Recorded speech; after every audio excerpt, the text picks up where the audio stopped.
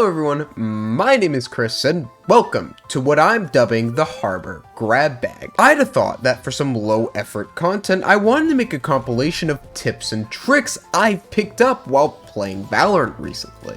As I've been grinding a lot of Harbor lately, I've learned a lot about his kit and how each piece functions and how they can be utilized. And since not a lot of people play Harbor, why not make a compilation of the tips and tricks I've gathered and put them into a digestible form. Even if you don't play Harbor, knowing some of these things are just generally useful and can help you if you're up against one or are just looking for a new character to play. So, with our parameters laid bare, let's get into the thick of it. One enemy remaining.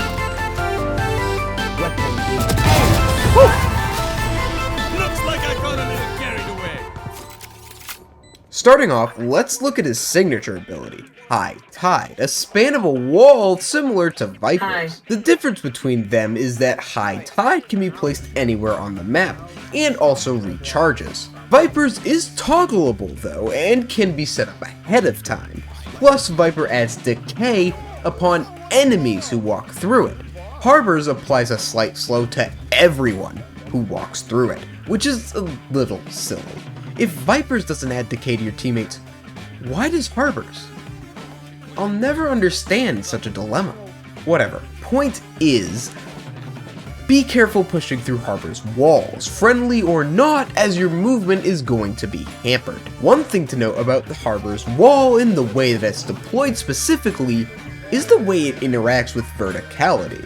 See, the wall will spawn under this guiding orb, and we can use that to control where the wall goes. If you need the wall below a piece of cover, guide the orb through it. If you need it above a piece of cover, fly it over. Let's take a Sense A site, for example. Smoking off upper and lower balc is a little tricky, but with this trick we can guarantee which side gets smoked off. If you need to smoke off upper, make sure the orb is above the balcony. If you need to smoke off under, make sure it goes below. Did you know you can control the speed of the wall? If you aim vertically, the wall will actually slow down, allowing you to make tighter turns. There are a load of practical uses for this, but if you have a wall in mind that requires a good amount of precision, try and aim for the sky to slow the wall down. Literally, that wasn't a joke. If you aim straight up, the thing is really, really slow. Moving on, let's talk about Harbor's first basic ability. Yes, that's what they're called. I didn't know that either until typing the script. Cascade. This moving wall is unique in its ability to take space, as the wall can block line of sight while allowing anyone behind it to move up. You can also send it through walls to block off a line of sight while you push into an area. One thing a lot of people forget is you can stop the wall from moving forward at any time by pressing the ability button again. This is really useful for precisely placing walls in an area to block line of sight, especially in chokes that people are going to try and push through. That slow is actually pretty crucial in stopping an execute, so make sure you put it in areas that enemies are forced to walk through, like main chokes and other extremities that enemies funnel through. You can also place the wall in odd spots to try and take duels if you're in a tough spot. But just remember that the wall isn't physical cover. One enemy remaining.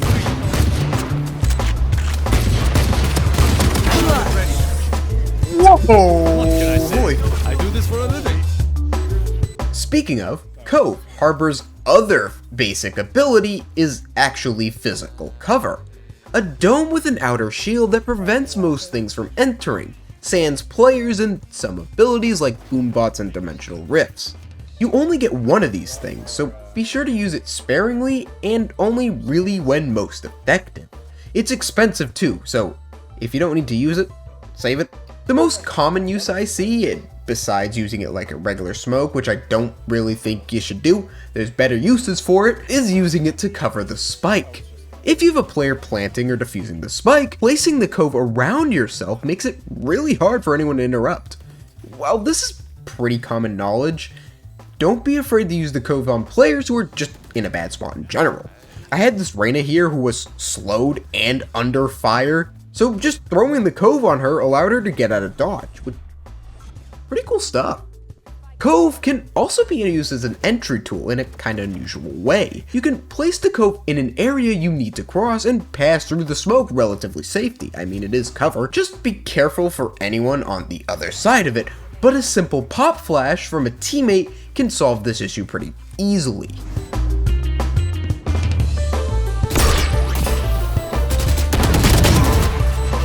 Oh yeah!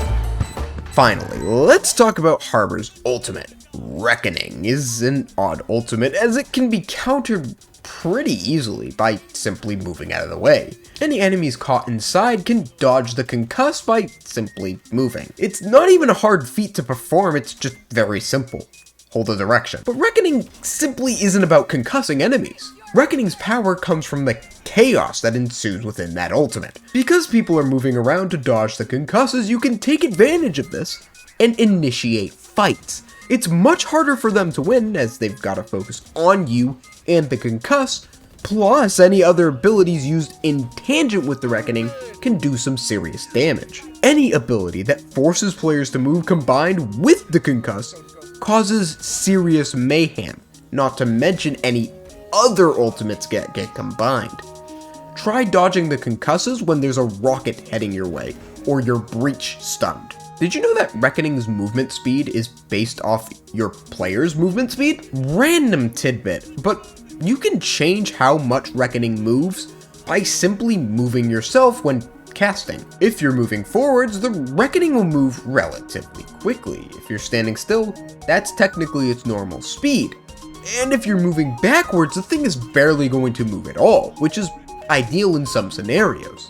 Pretty useful if you think the ult is going to move out of an area that you want it in, which happened a lot when I first picked up Harbor. I would want the Reckoning to sit inside of a site, and because I was moving, it would just waddled away. Reckoning can also act as a room clear. See, the concuss that spawns has this big tail that rises into the sky, indicating its location.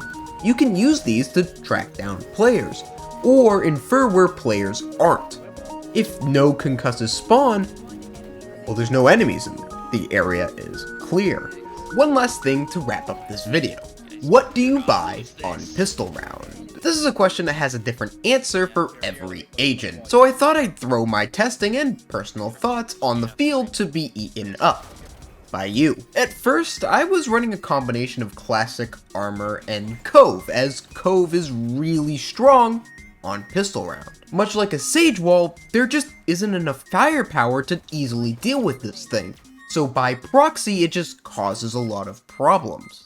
But nowadays, I seem to get a lot more value by running Ghost and Double Cascade. I do think the Ghost is kinda spammy, but the Double Cascade adds a lot of flexibility to your positioning, especially if you're the only controller on the team. Alternatively, you could say screw everything and just buy a Sheriff, but that goes for every character now, doesn't it? For the more astute viewers, yes, I did change shirts. No, I didn't change shirts mid-recording. I muted my mic for the last part of the recording, like an idiot. So here we are, I have to re-record this part because I'm an idiot. And that's about it. That's all the tidbits I've picked up while playing Harbor. Jokes about being boring aside, he's a really fun character to master and provides a really satisfying feeling when a plan goes well. Sure, he might not be as great as Viper, but he does provide his own strengths and brings fun and new mechanics to Valorant proper. I hope you enjoyed this video, and if you did, be sure to leave a like. And if you'd like to see more content like this, and another stuff I like, and to contribute to my internet ego, subscribe. And hey, if you have any Harbor tips yourself, or any comments on my wonderful, absolutely flawless content, wink wink, leave a comment down below. And since there's nothing else, I hope you have a fantastic rest of your day, and I'll see you in the next one. Peace!